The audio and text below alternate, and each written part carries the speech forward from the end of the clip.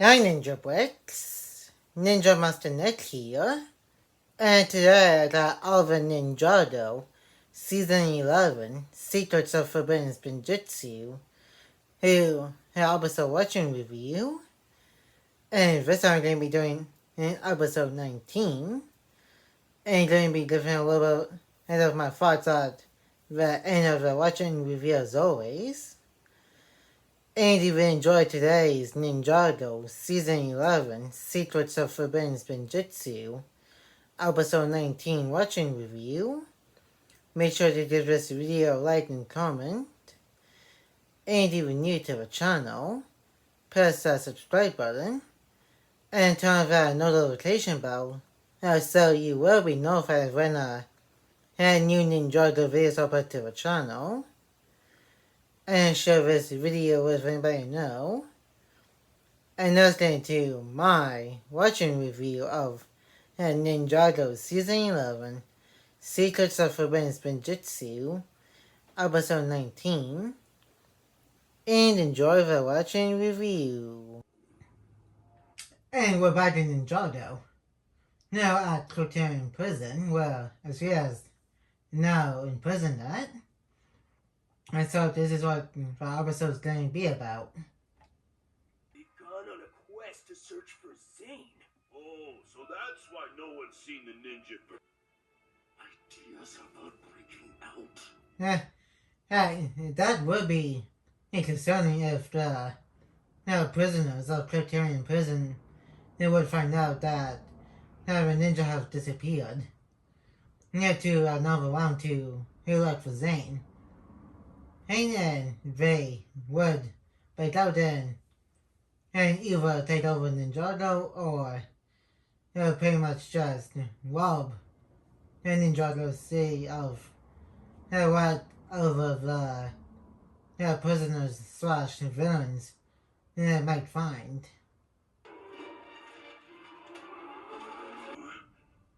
The ninja. And what they did, they find out just because the newspaper pretty much blew over the wall to the court side, where the prisoners hang out. And if only the warden didn't rip the newspaper out of the guards' hands. This better be good. You're interrupting. So it's true. If the ninja are... I think this episode is pretty much the first and possibly the only time that the mechanic and Ultraviolet does ever interacted. And when we next see them, they never interacted once because Ultraviolet is still in prison. And mechanic was pretty much working for the Crystal King slash Overlord and Ultraviolet, Kilo, and Warren, and also Future Dove, who we'll be seeing later on in this episode, helped Master Wu, Skylor, and Pixel and Ninja to stop the Crystal King Overlord, and the Crystal Council. Tonight, after lights out. lights out, cell block 1. Okay, that was pretty useful of him to use his prosthetic arm to break out. How come he didn't do this at any time? And when Ninja was doing Ninjago, like, he could do that, like, literally any time. And to break himself out. And not just when the ninja are in another realm. Or by that season in a video game specifically. When he needed to escape.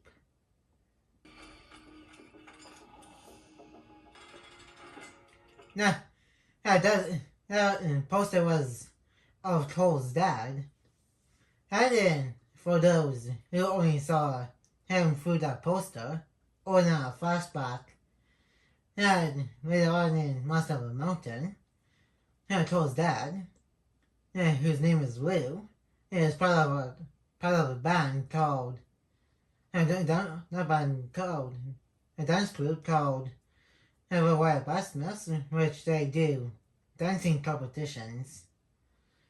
And then I think he made a small cameo.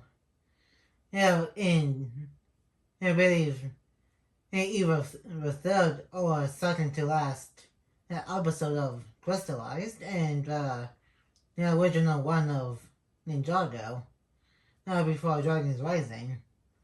And also a small cameo in this episode for that poster who was also voiced by the late Toby Morrow. Home free. Wonder if barely even counts as a ninja.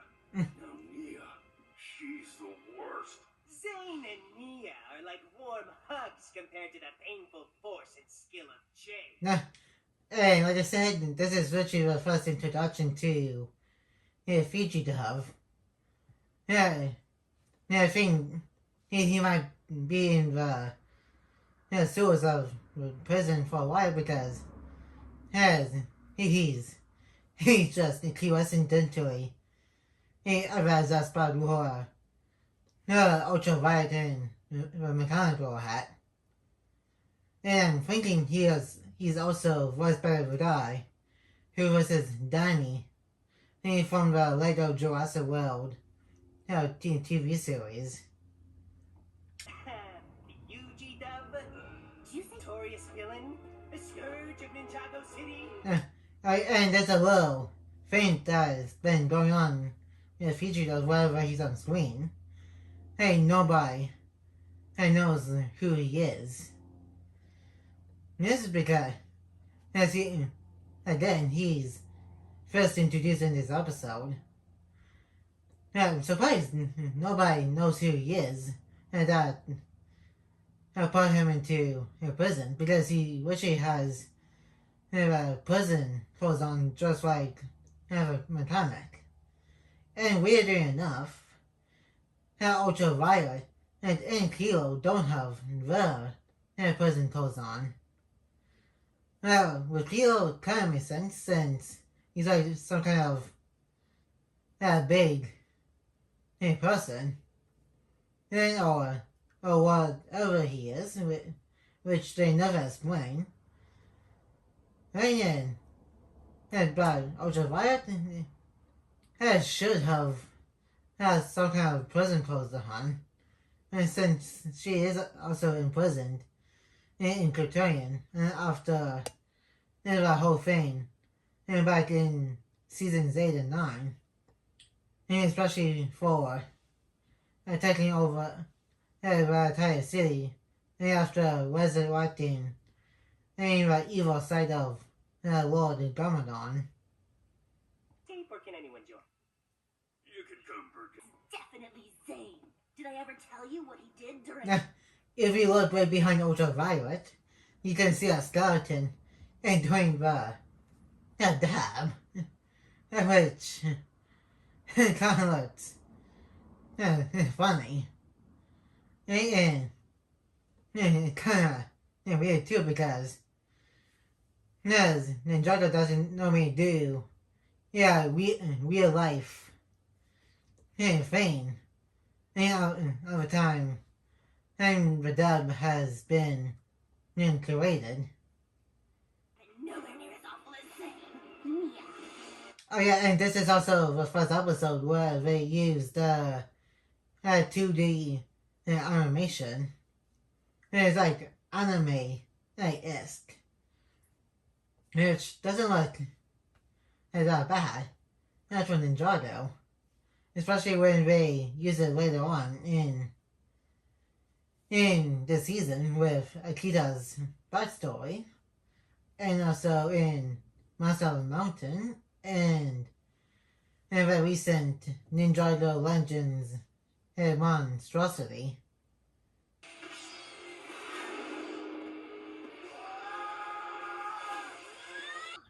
Whoever told you that is a liar! I guess this is like her interpretation of what happened after the ninja.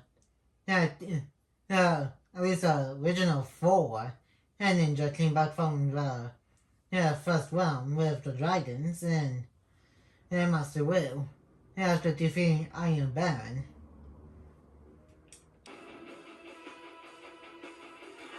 Were you there? Because I have no memory of you being. Is why Zane is the worst ninja of all. And each of these 3 realms talks about why Pacific Ninja is the worst. Hers probably Zane.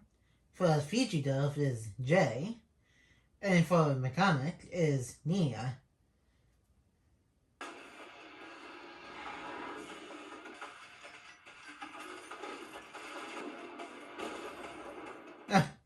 I did hope like Ray had to explode after her.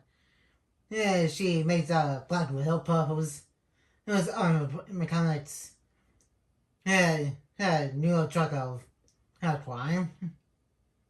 Theft and false advertising. Noodles. Does it? That's so aggressive when she said does it for her second time. And about false advertisement and for him. It's actually cooler than mine.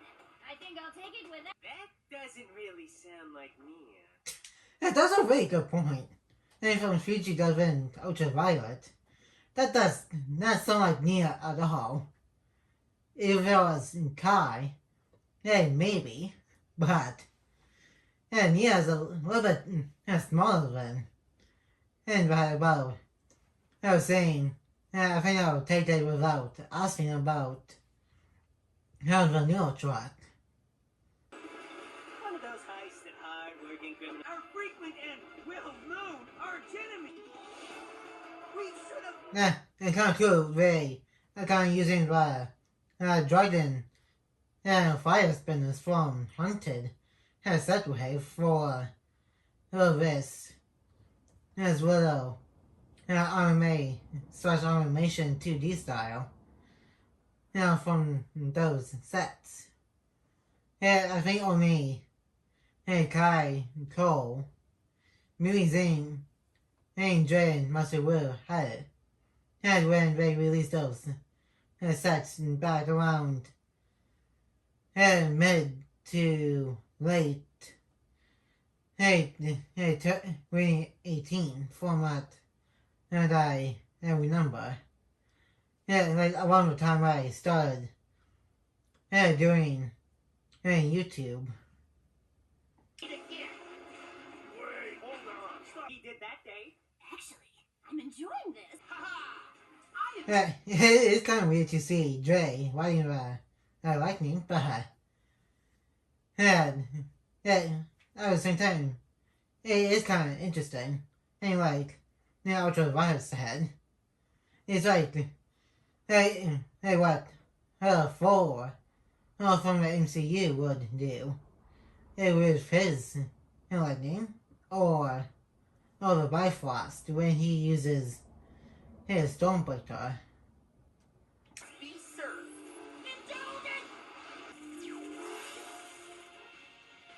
Okay, the Lightning thing is a little out there. Because I'm pretty sure that's not how Lightning or ropes work. And I think they even do mention it in this episode. Have you ever even know how lightning works? It's not even how rope works. Exactly. Like, if he did actually have a lightning rope, Fiji would definitely be getting shocked by it a whole lot. Gonna do first. Crimes. Like a bunch. I do think that's a little bit too easy. been being captured right after they got out. Which I'll probably get more into once I get to the Fox section. Who are you? Oh, come on. In my criminal databases. Nothing. I'm just saying, Fiji just started doing his crime spree because Pixel doesn't even know who he is. And that's about it for the episode watching review. And now let's move on to the Fox section of this watching review. And that was Ninjago Season 11, Secrets of Forbidden Spinjitzu, in episode 9. And this one's pretty much about Ultraviolet and Mechanic trying to escape Kryptonian, along with the quote-unquote new side-ish villain named Fugitive. And then they tried to use the sewer system and talked about why a Pacific Ninja is the worst. And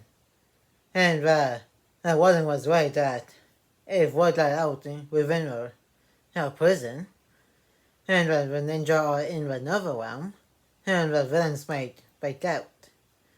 Which kind of leads me into my little nitpick of the heck.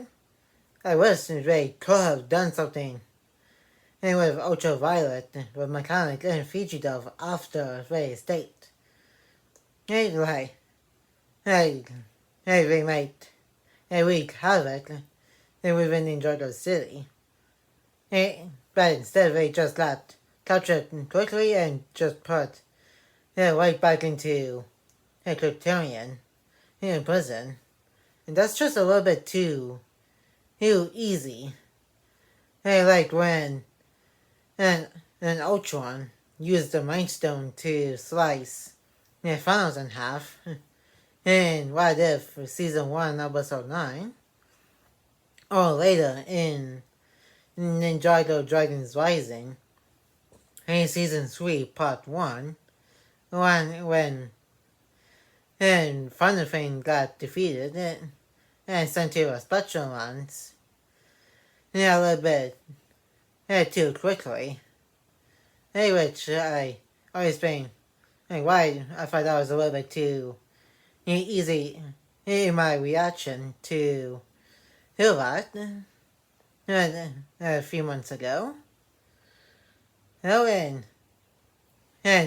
it's like what happened here never happened. Like if they removed this episode entirely, nothing would have changed in the season. And I don't think you need this episode to be introduced to Fugitive, because he would appear in some other seasons of the 11-minute hour. But it was kind of cool to see his 2D animated style for the first time within this episode. And that's going to be it for today's Ninjago Season 11 and Secrets of Forbidden Spinjitzu Episode 19 watching review. And like, comment, and subscribe. And turn on that notification bell when new. And more videos will be coming your way soon. And I will see you guys next time on Ninja Master Net.